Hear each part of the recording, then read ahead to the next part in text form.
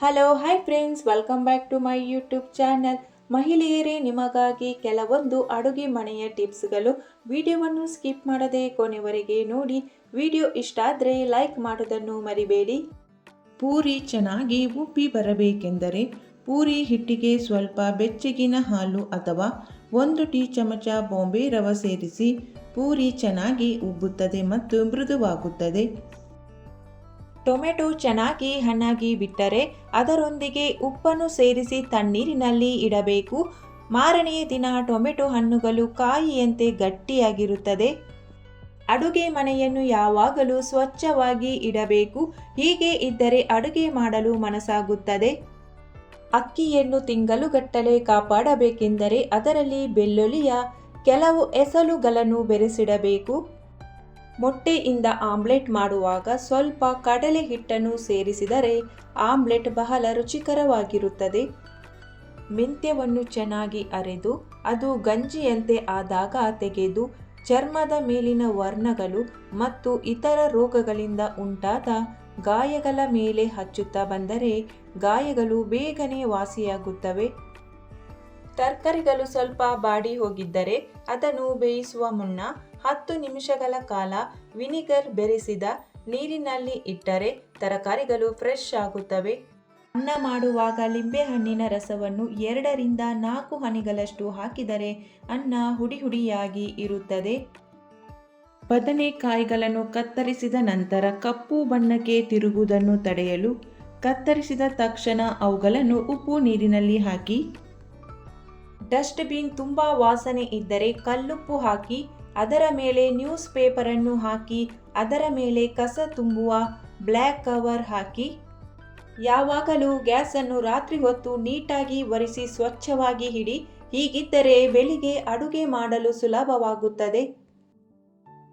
ಇಡ್ಲಿ ಮಾಡಲು ಅಕ್ಕಿಯನ್ನು ಬಿಸಿ ನೀರಿನಲ್ಲಿ ನೆನೆ ಹಾಕಿದರೆ ಅದರಿಂದ ತಯಾರಿಸುವ ಇಡ್ಲಿಯು ಮೆತ್ತಗೆ ಹೂವಿನ ಹಾಗೆ ಇರುತ್ತದೆ. ದೋಸೆ ಮಾಡುವ ಮೊದಲು ತವಕ್ಕೆ ನೀರು ಹಚ್ಚಿ ಹಿಟ್ಟನ್ನು ಹರಡಿದರೆ ದೋಸೆ ತೆಳ್ಳಗೆ ಆಗುತ್ತದೆ.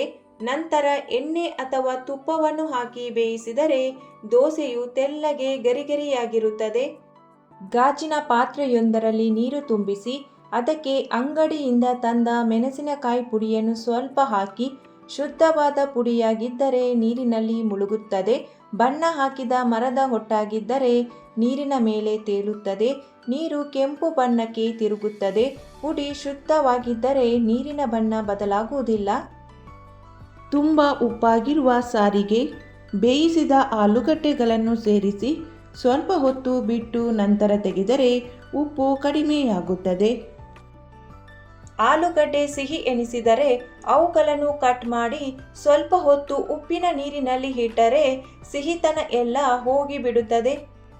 ಚಪಾತಿ ಮೃದುವಾಗಿ ಚೆನ್ನಾಗಿ ಉಬ್ಬಿಕೊಂಡು ಬರಬೇಕು ಎಂದರೆ ಹಿಟ್ಟನ್ನು ಕಲಸುವಾಗ 1 ಚಮಚ ಅಡುಗೆ ಎಣ್ಣೆ ಅಥವಾ ತುಪ್ಪ ಯಾವುದನ್ನಾದರೂ ಬಳಸಬಹುದು.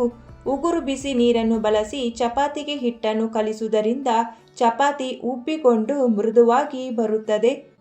ಫ್ರಿಡ್ಜಿನಲ್ಲಿ ಇಟ್ಟ ಲಿಂಬೆಹಣ್ಣು ಗಟ್ಟಿಯಾಗಿದ್ದರೆ ಅದರ ರಸ ಸಂಪೂರ್ಣ ಬಿಡುವುದಿಲ್ಲ. ರಸ ಸಂಪೂರ್ಣವಾಗಿ ಬಿಡಲು ಬಿಸಿ ನೀರಿನಲ್ಲಿ 5 ನಿಮಿಷ ಮುಳುಗಿಸಿ ಇಡಿ. ಅಡುಗೆ ಮನೆಯಲ್ಲಿ ಈರುಳ್ಳಿ ಸಿಪ್ಪೆ, ಆಲೂಗಡ್ಡೆ ಸಿಪ್ಪೆ, ತರಕಾರಿ ಸಿಪ್ಪೆ, ಟೀ ಪೌಡರ್ ಹಾಗೆ ಇನ್ಯಾವುದಾದರೂ ಉಳಿದರೆ ಬಿಸಾಡದೆ ಅದನ್ನು ಒಂದು ಕಂಟೇನರ್ನಲ್ಲಿ ಹಾಕಿ ಸ್ವಲ್ಪ ನೀರನ್ನು ಹಾಕಿ ಮುಚ್ಚಿಟ್ಟು ಅದನ್ನು ನಿಮ್ಮ ಮನೆಯಲ್ಲಿರುವ ಹೂವಿನ ಗಿಡಗಳಿಗೆ ಗೊಬ್ಬರದ ರೂಪದಲ್ಲಿ ಬಳಸಬಹುದು. ಗ್ಲಾಸ್ಗಳು ಮತ್ತು ಸ್ಟೀಲ್ ಬಟ್ಟಲುಗಳು ಒಂದಕ್ಕೊಂದು ಅಂಟಿಕೊಂಡಿದ್ದರೆ ಮೇಲಿನ ಗ್ಲಾಸನ್ನು ತಣ್ಣೀರಿನಿಂದ ತುಂಬಿಸಿ ಸ್ವಲ್ಪ ಸಮಯದವರೆಗೆ ಬಿಸಿ ನೀರಿನಲ್ಲಿ ಇರಿಸಿ. ಇದರಿಂದ ಅಂಟಿಕೊಂಡಿರುವ ಗ್ಲಾಸ್ ಸುಲಭವಾಗಿ ಹೊರಬರುತ್ತದೆ. ಅಕ್ಕಿ ಬೂಸ್ಟ್ ಹಿಡಿಯದಂತೆ ಇರಲು ಅಕ್ಕಿಯ ಡಬ್ಬದೊಳಗೆ ಸ್ವಲ್ಪ ಕರಿಬೇವು ಸೊಪ್ಪು ಹಾಕಿ ಇಡಿ. ಇದರಿಂದ ಅಕ್ಕಿ ಬೂಸ್ಟ್ ಹಿಡಿಯುವುದಿಲ್ಲ. ಕೈಗಳಿಗೆ ಕೊಬ್ಬರಿ ಎಣ್ಣೆ ಹಚ್ಚಿಕೊಂಡು ಹಸಿ ಮೆಣಸಿನಕಾಯಿ ಹೆಚ್ಚಿದರೆ ಕೈಗಳು ಉರಿಯುವುದಿಲ್ಲ. ಪಲಾವ್ ಮಾಡುವಾಗ ಮೊದಲು ಬಾಸುಮತಿ ಅಕ್ಕಿಯನ್ನು ಸ್ವಲ್ಪ ಹೊತ್ತು ನೀರಿನಲ್ಲಿ ನೆನೆಸಿಟ್ಟು ನೀರು ಬಸಿದು 3-4 ನಿಮಿಷ ಹಾಗೆ ಬಿಟ್ಟು ನಂತರ ಪಲಾವ್ ಮಾಡಿದರೆ ಅನ್ನ ಮುದ್ದೆ ಆಗುವುದಿಲ್ಲ. ಆಲೂಗಡ್ಡೆ ಸಿಪ್ಪೆಯನ್ನು ಬೇಗ ತೆಗೆಯಲು ಬೇಯಿಸುವಾಗ ಸ್ವಲ್ಪ ಉಪ್ಪನ್ನು ಸೇರಿಸಿದರೆ ಆಲೂಗಡ್ಡೆ ಸಿಪ್ಪೆಯನ್ನು ಬೇಗ ತೆಗೆಯಬಹುದು. ಫ್ರಿಜ್ಜಿನಲ್ಲಿ ಇಟ್ಟ ತರಕಾರಿಗಳು ಫ್ರೆಶ್ ಆಗಿರಲು ಒಂದು ಡಬ್ಬದಲ್ಲಿ ತರಕಾರಿಗಳನ್ನು ಹಾಕಿ ಮೇಲೆ ಕೆಳಗೆ 2 ಕಡೆಯೂ ಟಿಶ್ಯೂ ಪೇಪರ್ ಅನ್ನು ಹಾಕಿ ಇಟ್ಟರೆ ತರಕಾರಿಗಳು ಫ್ರೆಶ್ ಆಗಿ ಇರುತ್ತವೆ. ಮೊಟ್ಟೆಗಳನ್ನು ಬೇಯಿಸುವ ನೀರಿಗೆ ಸ್ವಲ್ಪ ಉಪ್ಪು ಸೇರಿಸಿದರೆ ಅಥವಾ ಬೇಯಿಸಿದ ತಕ್ಷಣ ಮೊಟ್ಟೆಗಳನ್ನು ತಣ್ಣೀರಿನಲ್ಲಿ ಹಾಕಿದರೆ ಸಿಪ್ಪೆಗಳು ಸುಲಭವಾಗಿ ಹೊರಬರುತ್ತವೆ.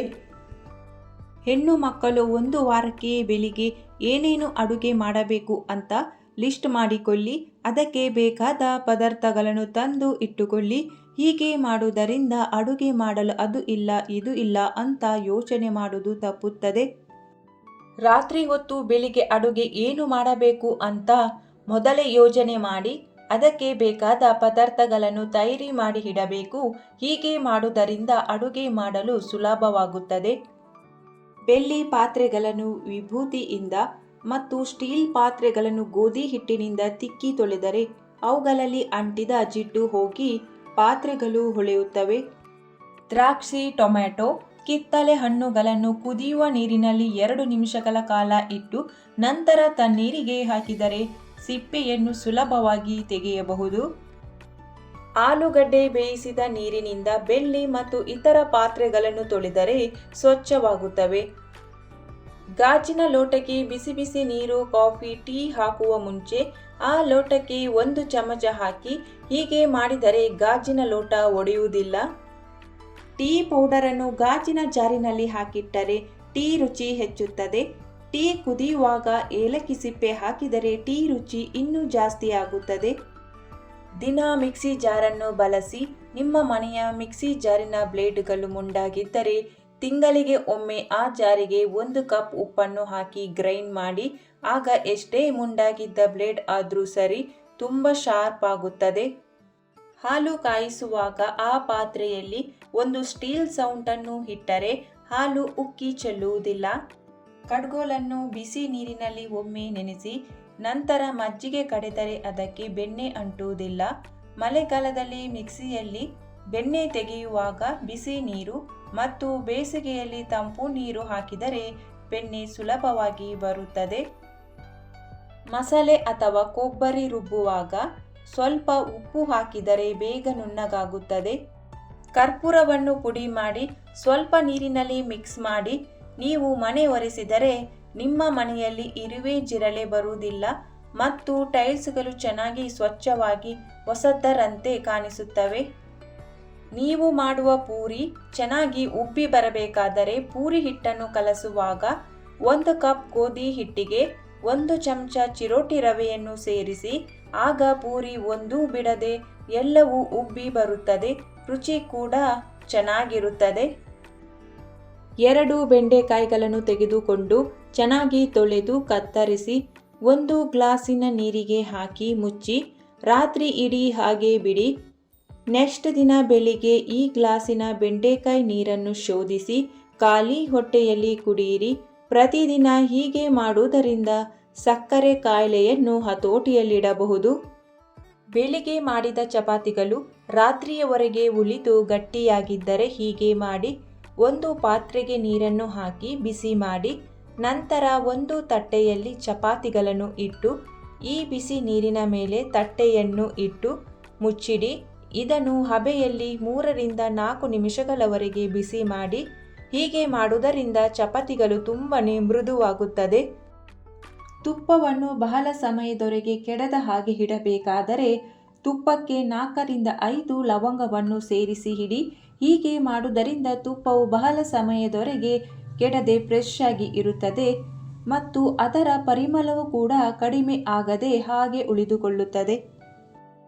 5 ರೂಪಾಯಿಯ ಪಾತ್ರೆ ತೊಳೆಯುವ ಸೋಪನ್ನು ನುಣ್ಣಗೆ ಪುಡಿ ಮಾಡಿ ನಂತರ 1 ಲೀಟರ್ ಕುದಿಯುವ ನೀರಿಗೆ ಈ ಪುಡಿಯನ್ನು ಸೇರಿಸಿ ಚೆನ್ನಾಗಿ ಮಿಕ್ಸ್ ಮಾಡಿ. ಇದು ಸಂಪೂರ್ಣವಾಗಿ ತಣ್ಣಗಾದ ನಂತರ 1 ಬಾಟಲಿಗೆ ತುಂಬಿಸಿ ಬೇಕಾದಾಗ ಸ್ವಲ್ಪ ಲಿಕ್ವಿಡನ್ನು ತೆಗೆದುಕೊಂಡು ಪಾತ್ರೆ ತೊಳೆಯಿರಿ. ಹೀಗೆ ಮಾಡಿದರೆ ಸೋಪು ಸ್ವಲ್ಪನೂ ವೇಸ್ಟ್ ಆಗುವುದಿಲ್ಲ. ಅರ್ಧ ಈರುಳ್ಳಿಯನ್ನು 1 ತೆಂಗಿನ ಚಿಪ್ಪಿನಲ್ಲಿ ಇಟ್ಟು ಇದರ ಮೇಲೆ 3 ರಿಂದ 4 ಕರ್ಪೂರ ಮತ್ತು 2 ರಿಂದ 3 ಲವಂಗವನ್ನು ಇಡಿ. ನಂತರ ಈ ಕರ್ಪೂರವನ್ನು ಹಚ್ಚಿ ಹೊಗೆಯು ಮನೆಯೆಲ್ಲ ಹರಡುತ್ತದೆ. ಈ ಹೊಗೆಯಿಂದಾಗಿ ನಿಮ್ಮ ಮನೆಯಲ್ಲಿರುವ ಸೊಳ್ಳೆ ನೊಣಗಳು ಹೊರ ಓಡಿ ಹೋಗುತ್ತವೆ. ಈ ಮಾಹಿತಿಯು ನಿಮಗೆ ಇಷ್ಟವಾಗಿದ್ದರೆ ಈ ವಿಡಿಯೋಗೊಂದು ಲೈಕ್ ಮಾಡಿ, ಈ ವಿಡಿಯೋವನ್ನು ಶೇರ್ ಮಾಡಿ, ಚಾನಲನ್ನು ಸಬ್ಸ್ಕ್ರೈಬ್ ಮಾಡದೆ ಹೊಸಬರು ವಿಡಿಯೋ ನೋಡ್ತಾ ಇದ್ದರೆ ಚಾನಲನ್ನು ಸಬ್ಸ್ಕ್ರೈಬ್ ಮಾಡಿ. Thank you for watching.